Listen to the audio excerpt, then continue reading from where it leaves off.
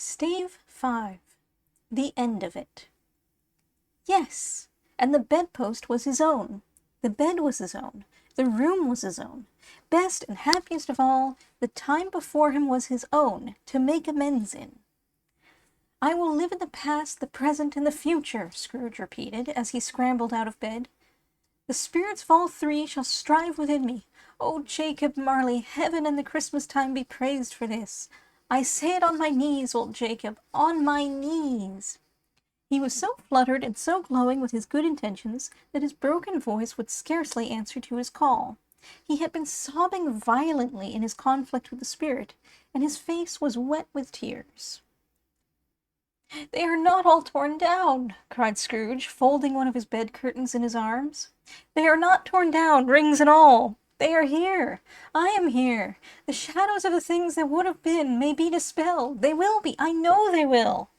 His hands were busy with his garments all this time, turning them inside out, putting them on upside down, tearing them, mislaying them, making them parties to every kind of extravagance. "I don't know what to do," cried Scrooge, laughing and crying in the same breath, and making a perfect Laocoon of himself with his stockings. "I am as light as a feather, I am happy as an angel, I am as merry as a schoolboy, I am as giddy as a drunken man. A Merry Christmas to everybody, a Happy New Year to all the world. Hello here! Whoop! Hello!" He had frisked into the sitting room and was now standing there, perfectly winded. "There's the saucepan that the girl was in," cried Scrooge, starting off again and going round the fireplace.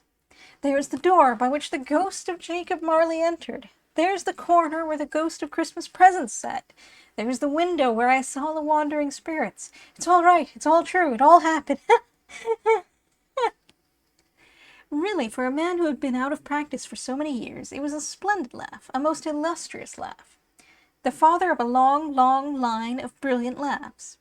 "I don't know what day of the month it is," said Scrooge.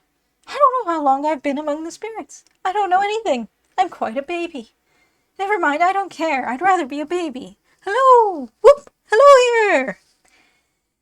He was checked in his transports by the churches ringing out the lustiest peals he had ever heard. Clash, clang, hammer, ding, dong, bell, bell, dong, ding, hammer, clang, clash. Oh, glorious, glorious!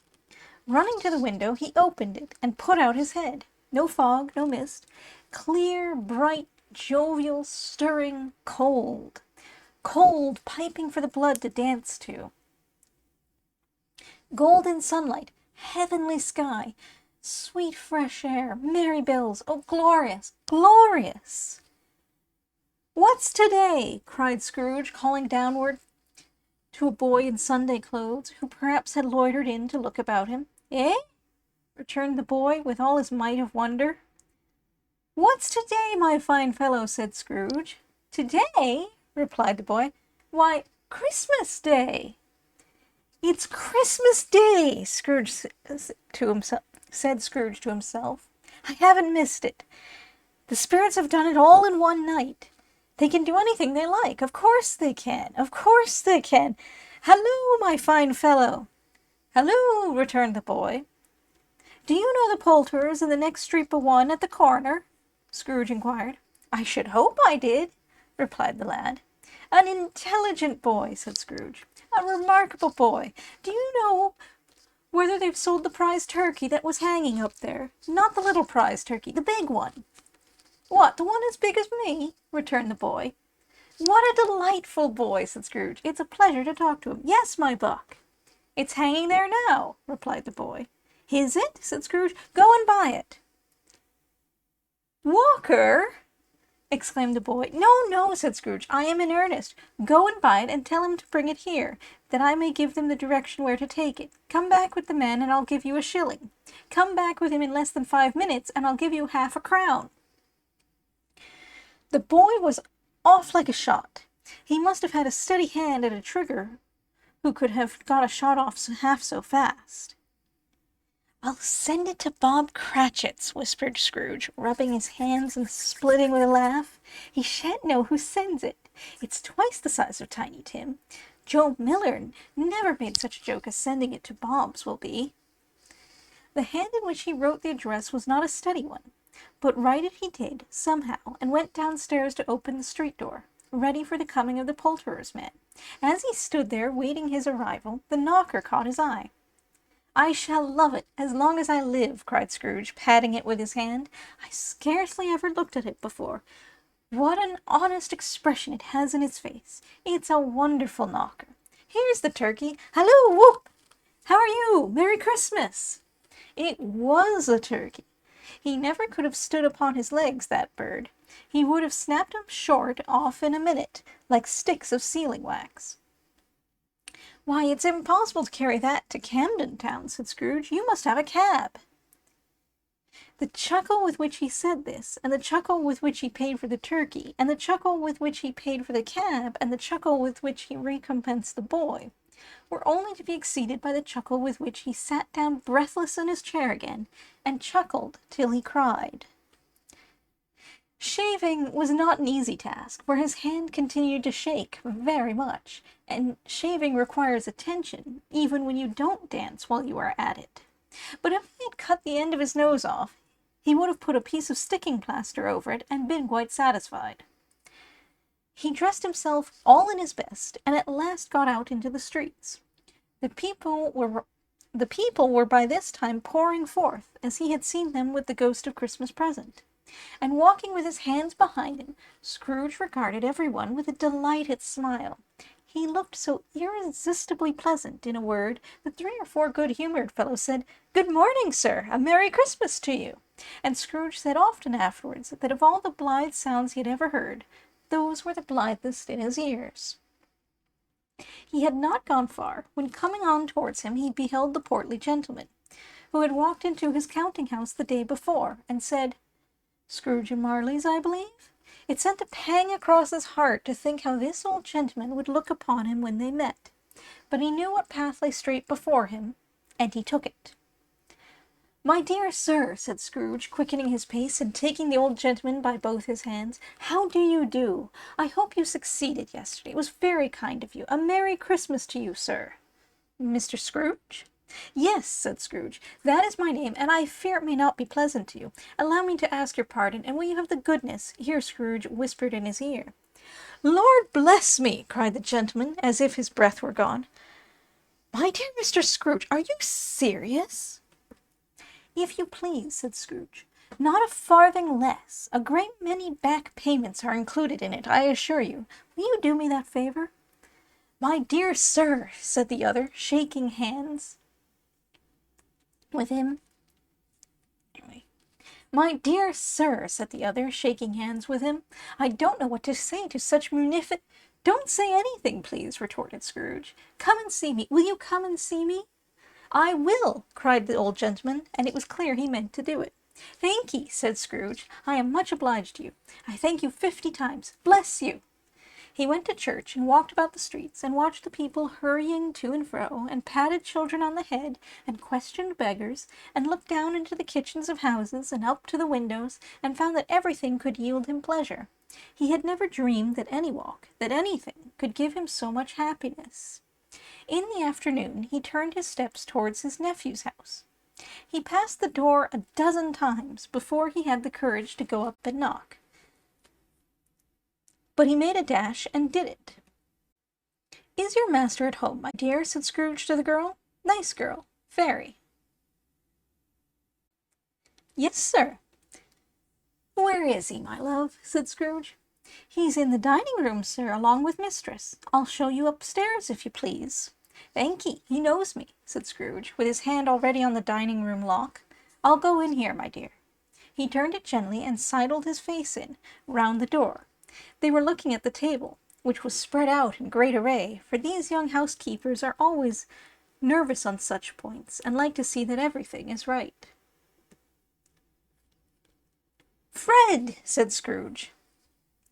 Dear heart alive, how his niece by marriage started! Scrooge had forgotten for the moment about her sitting in the corner with the footstool, or he wouldn't have done it on any account. "Why, bless my soul!" cried Fred. "Who's that?" "It's I, your Uncle Scrooge. I have come to dinner. Will you let me in, Fred?" Let him in. It is a mercy he didn't shake his arm off. He was at home in 5 minutes. Nothing could be heartier. His niece looked just the same. So did Topper when he came. So did the plump sister when she came. So did everyone when they came. Wonderful party, wonderful games, wonderful unanimity, wonderful happiness. But he was early at the office next morning. Oh, he was early there. If he could only be there first and catch Bob Cratchit coming late. That was the thing he had set his heart upon, and he did it. Yes, he did. The clock struck 9. No Bob. 1/4 past. No Bob. He was full 18 minutes and a half behind his time. Scrooge sat with his door wide open, that he might see him come into the tank. His hat was off before he opened the door. His comforter, too. He was on his stool in a jiffy, driving away with his pen, as if he were trying to overtake 9 o'clock. "Hello," growled Scrooge in his accustomed voice, as near as he could feign it. "What do you mean by coming here at this time of day?" "I am very sorry, sir," said Bob. "I am behind my time." "You are?" repeated Scrooge. "Yes, I think you are. Step this way, if you please." "It's only once a year, sir," pleaded Bob, appearing from the tank. "It shall not be repeated. I was making rather merry yesterday, sir." "Now I'll tell you what, my friend," said Scrooge, "I am not going to stand this sort of thing any longer, and therefore," he continued, leaping from his stool and giving Bob such a dig in the waistcoat that he staggered back into the tank again.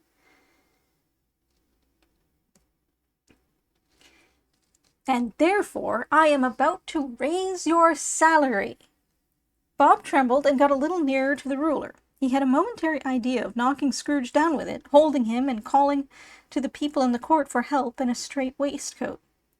"A Merry Christmas, Bob," said Scrooge, with an earnestness that could not be mistaken, as he clapped him on the back. "A merrier Christmas, Bob, my good fellow, than I have given you for many a year. I'll raise your salary and endeavor to assist your struggling family, and we will discuss your affairs this very afternoon over a Christmas bowl of smoking bishop, Bob. Make up the fires and buy another coal scuttle before you dot another I, Bob Cratchit." Scrooge was better than his word. He did it all, and infinitely more. And to Tiny Tim, who did not die, he was a second father. He became as good a friend, as good a master, and as good a man as the good old city knew, or any other good old city, town, or borough in the good old world. Some people laughed to see the alteration in him, but he let them laugh, and little heeded them, for he was wise enough to know that nothing ever happened on this globe, for good, at which some people did not have their fill of laughter in the outset. And knowing that such as these would be blind anyway, he thought it quite as well that they should wrinkle up their eyes in grins, as have the melody in less attractive forms. His own heart laughed, and that was quite enough for him. He had no further intercourse with spirits, but lived upon the total abstinence principle ever afterwards, and it was always said of him that he knew how to keep Christmas well, if any man alive possessed the knowledge. May that be truly said of us, and all of us, and so, as Tiny Tim observed, God bless us, every one. The end.